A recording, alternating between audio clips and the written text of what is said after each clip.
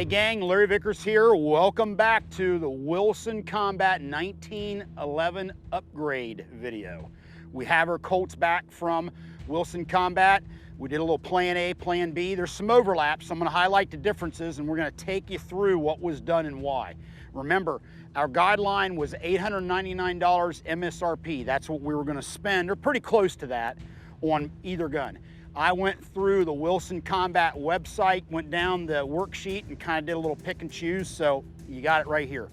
Now, this one over here, we'll call this one Plan A and this is Plan B. Right off the bat, differences, the sights. You notice Plan A over here has the green fiber optic front sight, great for daytime use, not really great for low light use, nighttime, and also a thinner front sight blade, which is good for, once again, daytime use. Over here, we have an HD, a high definition style front, which is orange-red ring around a tritium vial, so you have great low light and it works good during the day. The problem with this front sight, it's a little wide, it's a little thick. Once again, Plan A, Plan B, yin and yang. You kind of pick which one. Well, hey, I like to shoot competition during the day, not so much self-defense. You might want to go this route. Well, I want to do a little bit of shooting during the day, and that's important, but I really want to know this is a gun I can grab in the middle of the night, and I want to see the front sight, then you might want to go this route.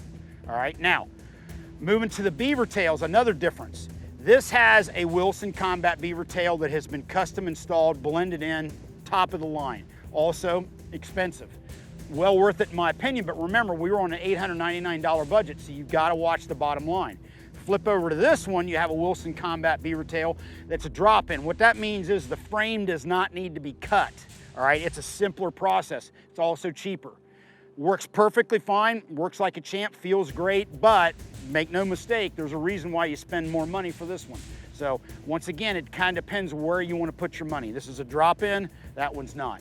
Now, thumb safety on this one's the standard thumb safety that comes from Colt. Perfectly usable, but a lot of people, including myself, like an extended thumb safety. And that's what I put on this one of the bulletproof extended thumb safeties.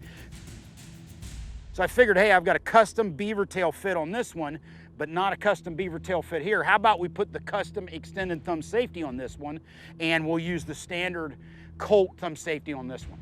Now, I did not dehorn the gun or do a carry bevel package or any of the sharp edges like on the slide and whatnot on this one, all right? I left it alone. This one has some edges dehorned. You got some edges on the slide stop and whatnot.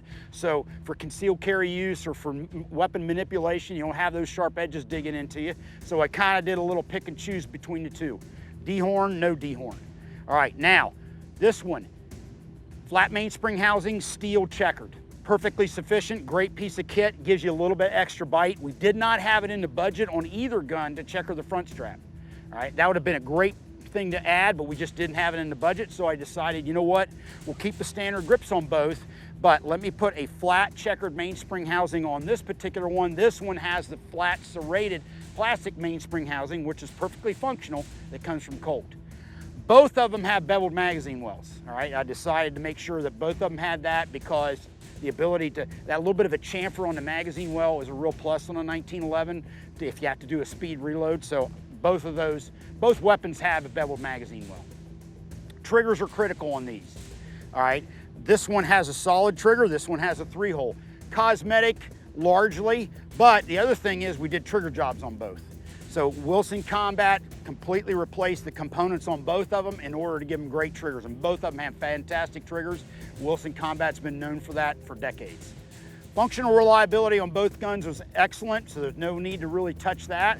Also, accuracy is excellent. These have those stainless Colt National Match barrels, so they shoot great. So we were able to kind of save some money in those categories and focus it on other areas. Now, my director asked me, okay, you used your $899, we have Plan A, Plan B, what would you do next? I would say checker the front strap. Now understand that requires refinishing the frame, so you might want to go a different direction on the frame. You could re-blue it. You could also hard chrome it for the classic two-tone finish, blued top, hard chrome bottom. So I would checker the front strap. Beyond that is kind of up to you and your budget, whether you do a magazine well, different grips or whatnot. In a lot of ways, your gun's set up once you checker that front strap. You really don't have to do anything beyond it. Now, I kept the best for last. This is the introduction of the new Vickers Wilson rear sight. Both of them have it plain black.